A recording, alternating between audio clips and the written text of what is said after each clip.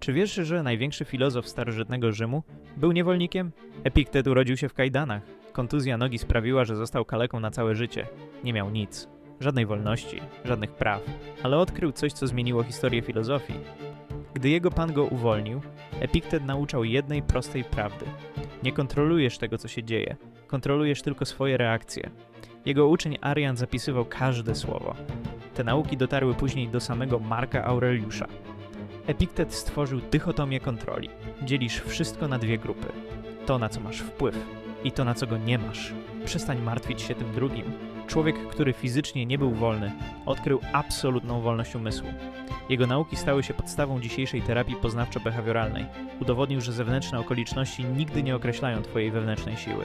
Kiedy życie cię przygniata, pamiętaj o Epiktecie. Twoje kajdany mogą być tylko w twojej głowie.